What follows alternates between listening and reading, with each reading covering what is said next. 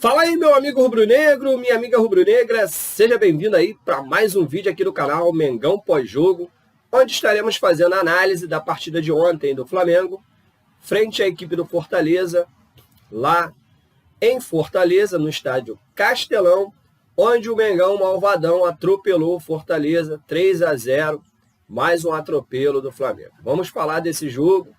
Ainda vamos falar sobre as chances aí do Flamengo no campeonato e muito mais. E, claro, não vamos deixar de falar também do Renato Pistola. Beleza? Mas tudo isso nós iremos falar depois da vinhetinha. Toca a vinheta aí, diretoria.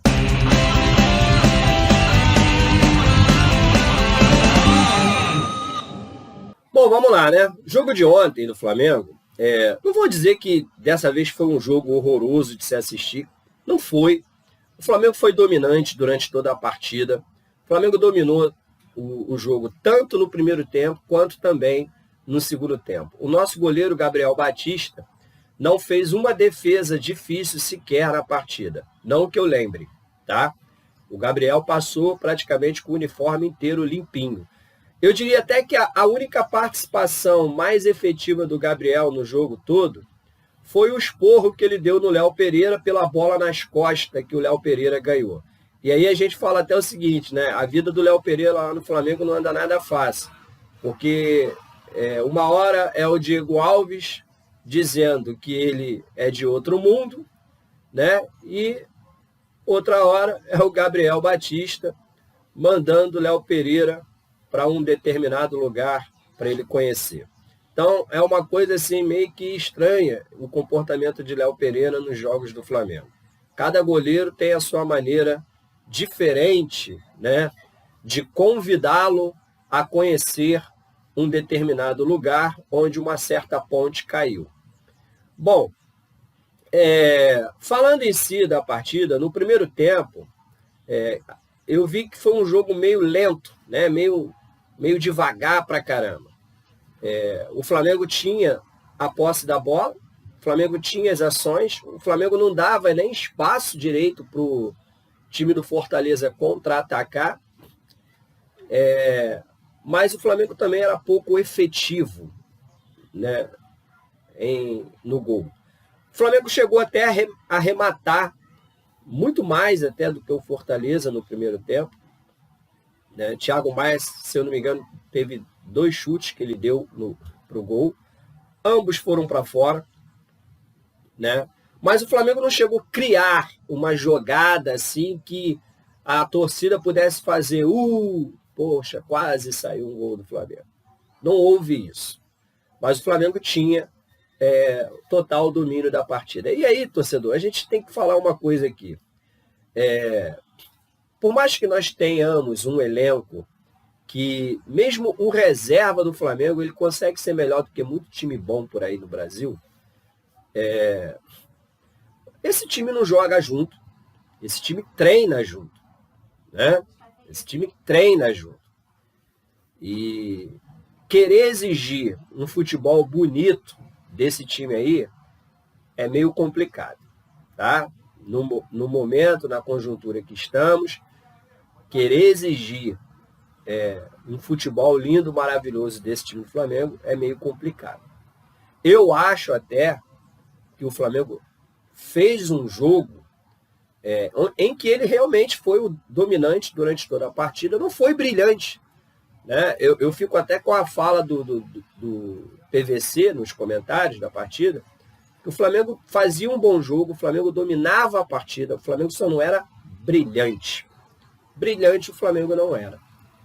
Agora, veio o segundo tempo, o jogo ainda no 0-0, veio o segundo tempo e o Fortaleza, logo nos primeiros minutos do segundo tempo, teve um lance lá que o cara pegou uma bola, saiu correndo com ela pela ponta esquerda do ataque deles, lado direito do Flamengo, fez um salseiro ali na defesa, deu um drible desconcertante no Mateuzinho, chegou a passar pelo Rodrigo Caio, aí teve a cobertura do Léo Pereira.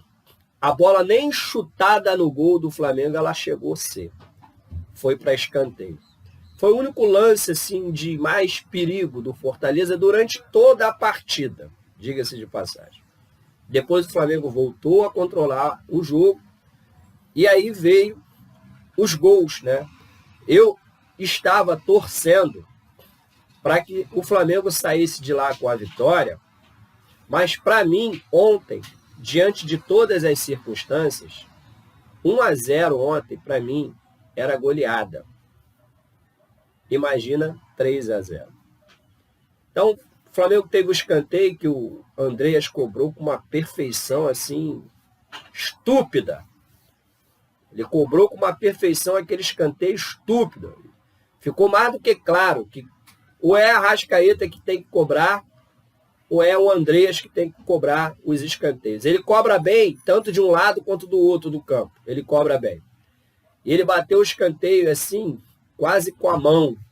E o Pedro veio por trás da defesa, sem marcação nenhuma, testou para baixo e fez 1-0 para o Flamengo. Naquela altura ali do jogo, eu já estava felizaço. Por quê? Porque a vitória, ela continua deixando o Flamengo vivo no campeonato. O Atlético ganhou ontem de 3-0 do Ceará. Apesar de que teve um pênaltizinho lá, mequetrefe pra caramba pro Atlético, mas tudo bem. Eles ganharam o jogo ontem de 3-1. Foi nem 3-0 não, foi 3-1. Se o Flamengo não vencesse ontem, o Flamengo poderia dar adeus ao campeonato. Porque aí a diferença seria de 13 pontos. Tá? Mesmo o Flamengo ganhando os outros 2 jogos que lhe restam, essa diferença ainda ficaria para 7 pontos. Então agora, com a vitória de ontem, tudo continua do mesmo jeito.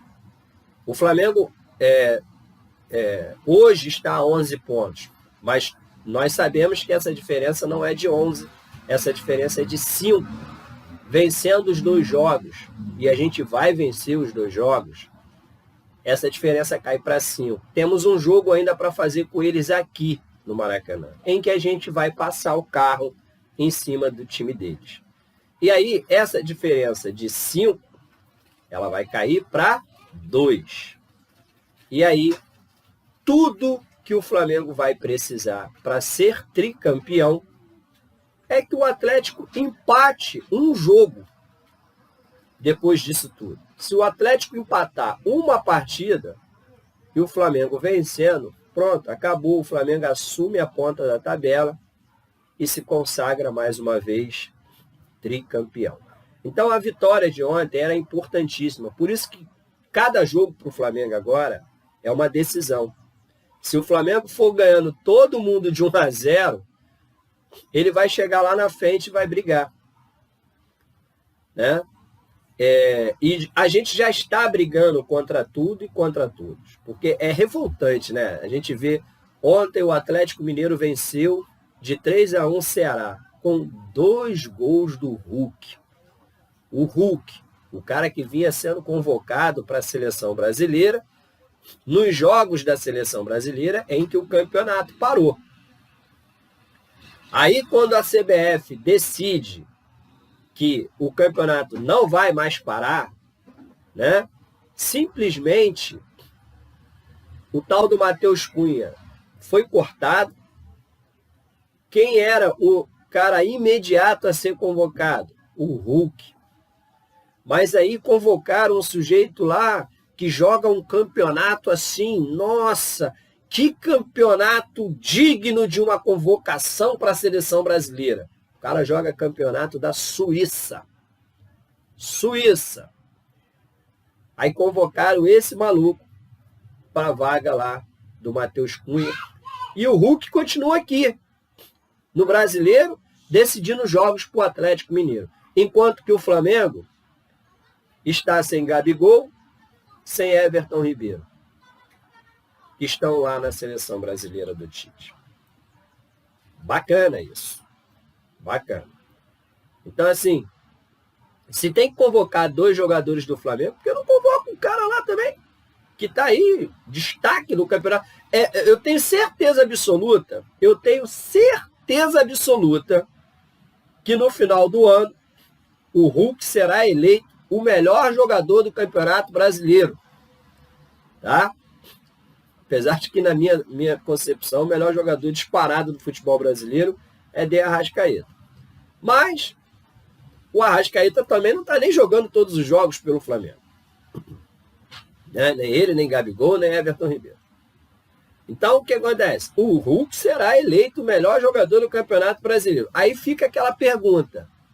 Por que o melhor jogador do Campeonato Brasileiro não é escalado para a seleção do seu país? Por quê? Por que, seu Adenor? Ninguém sabe explicar. Ninguém sabe explicar. Então, o Flamengo vencer com o time todo desmantelado, né? A gente vai falar disso aqui também. Com o time todo desmantelado, o Flamengo vencer seus jogos, nem que seja por 1-0, é hoje de extrema importância. Então, quando o Pedro fez 1-0, eu já estava felizaço. Porque eu pensei, agora é segurar essa vitória. Não dá o mesmo mole que deu lá contra o Bragantino. Para minha surpresa, teve uma falta para o Flamengo. E o Andrés foi bater a falta. Né? Bateu mal pra caramba. Ele tentou, não sei lá o que foi que ele tentou fazer. Não sei se ele tentou, em vez de chutar para o gol, ele fazer um cruzamento rasante para a área. A verdade é que quando ele chutou, o zagueiro foi querer defender a bola. O zagueiro interceptou a bola. Ia ser gol contra. E aí o goleiro voltou a tempo e ainda conseguiu defender. Só que o rebote do goleiro veio para o meio da área. E aí o Michael entrou e pum! E sacou 2-0. Michael, que no primeiro tempo não tinha feito uma boa partida, não tinha, mas no segundo tempo o cara desandou. O cara fez um jogo muito bom e foi eleito com justiça melhor jogador da partida. Tá? O meu voto foi pro Pedro, que jogou pra caramba também. Mas a justiça seja feita, o Michael acabou com o jogo. Né? Porque depois ele, com aqueles seus 1,5 m, ele novamente deu uma de Romário, numa jogada sensacional pelo lado direito do Flamengo. Pela primeira vez, o Mateuzinho foi na linha de fundo. E nessa que ele foi na linha de fundo, ele encontrou um cruzamento monstro na cabeça do Michael. Michael subiu a lá Romário, testou para baixo, como tem que ser feito. A bola ainda beijou a trave e entrou. O Flamengo decidiu a partida em 6 minutos do segundo tempo. E aí, teve a expulsão para o lado do Fortaleza. Aí a gente sempre espera que agora, com o jogador a mais, o time vai para cima fazer mais. E essa é a grande dificuldade que o Flamengo tem enfrentado. Já é o segundo jogo que o Flamengo joga com um a mais e não consegue furar a defesa adversária. Mas aí, tudo bem, ficou no 3-0 e a gente conseguiu os 3 pontos de extrema importância para continuarmos vivos na luta pelo tricampeonato brasileiro seguido e o 9º título brasileiro. Bom, vamos falar aí dos destaques, né, do jogo de ontem. Eu destacaria primeiro a defesa do Flamengo. Felipe Luiz é outro patamar ali na lateral esquerda, é inteligente demais, faz uma leitura de jogo assim espetacular, né? A defesa do Flamengo, ela ontem não passou susto, foi bem segura ali atrás. Rodrigo Caio é um cara que ele nos passa segurança, mesmo quando ele joga com Léo Pereira, com Bruno Viana, seja quem for que estiver ali ao lado dele. Rodrigo Caio é o cara que nos passa confiança. E a defesa ontem esteve muito segura. O Mateuzinho, ele se destaca mais no segundo tempo. No primeiro tempo ele fez um jogo bem ruinzinho, a meu ver. Mas no segundo tempo ele melhorou bastante. Tanto que o terceiro gol saiu um passe dele. Thiago Maia e Andreas Pereira, eu achei que eles ontem foram melhores do que no jogo anterior. Tá? No jogo anterior eu vi o Thiago Maia muito ruim, muito abaixo, mas ontem já foi melhor um pouco. Não foi ainda uma coisa maravilhosa da gente ficar aqui rasgando elogios, mas fez um jogo que diria que de regular para bom. Tá? O Ilharão, esse daí merece todo o destaque, cara. Porque primeiro que esse cara aí, ele não pega nem gripe, nem resfriado, melhor dizendo. Esse cara joga todas, não se machuca, nada. E sempre mantém uma regularidade, cara. Isso é que é importante. O Ilharão sempre mantém uma regularidade. E eu sempre falo aqui uma coisa. O Ilharão, desde quando ele era jogador do Botafogo, eu já queria ele no Flamengo. Desde quando ele era jogador do Botafogo. Olha que eu já fiz críticas ao Ilharão, como também já fiz elogios ao Ilharão. Mas para mim, o Ilharão é fundamental nesse time do Flamengo. Desde quando o Jorge Jesus acertou a posição dele ali no Flamengo, que esse cara é peça fundamental no time do Flamengo. E ele joga todas, não se machuca, o cara não pega nem resfriado. Nem resfriado. Agora, o Andreas foi o melhorzinho do que no jogo passado. E o Michael, para mim, foi o cara que decidiu, né? E claro, ele não foi bem no primeiro tempo, mas no segundo tempo ele deslanchou. Apesar de que ele não foi bem no primeiro tempo, mas ele era o único que ainda tentava, no primeiro tempo, uma jogada de velocidade, porque o jogo no primeiro tempo foi lento pra caramba, muito lento. Então o Michael era o único que ainda quando pegava na bola, ele ainda botava aqueles esticão dele pela ponta para tentar alguma jogada de velocidade, muitas das vezes sem sucesso. O Vitinho também fez um jogo regular, teve altos e baixos durante a partida, mais baixo do que alto, podemos dizer assim, e o Pedro também fez um partidaço. As substituições do Renato, muitas foram mais para poupar e segurar o resultado, mas assim, o Kennedy é de dar tristeza. Ele ainda não produz absolutamente nada para o Flamengo. Então assim, eu falei no vídeo passado aqui que eu acredito ainda que o Kennedy vai ajudar em muito o Flamengo. Não para esse ano. Para esse ano não dá. Talvez para o ano que vem. Porque é nítido, a condição física dele é péssima. Está péssimo. As condições físicas dele é péssima. O Kennedy não é ruim, cara. Quem já acompanhou o Kennedy aí, desde os tempos do Fluminense, até quando ele jogou um pouco lá pela Europa também, ele não é ruim, cara. O Kennedy é bom jogador. Só que assim, a condição física dele atrapalha a técnica. Entendeu? Ele está muito mal fisicamente. Eu acho ele muito pesado. Entendeu? Então, eu acho que o Kennedy ainda é uma figura ainda que precisa ainda entrar no ritmo do Flamengo. Ele precisa ainda compreender o que é o Flamengo. O outro parece que já entendeu, o tal do Andreas, porque o cara chegou e assumiu a titularidade. E está jogando muito bem, inteligente pra caramba. Entendeu? Mas o Kennedy parece que ainda está em outro universo ainda. Mas, assim, eu vou dar meu voto de confiança, apesar que ontem, que partida deprimente. Tanto a de ontem, quanto a do jogo de quarta-feira contra o Bragantino. Foi outra coisa horrorosa, o Kennedy. Mas, enfim, o que importou foi os 3 pontos. Agora, ontem o Renato estava muito pistola nas suas entrevistas, porque foi vazado algumas notícias, e ele é um cara que ele não gosta de vazamento de notícia, mas foi vazada aí a notícia de um repórter dizendo que o Diego estava andando de chinelinho,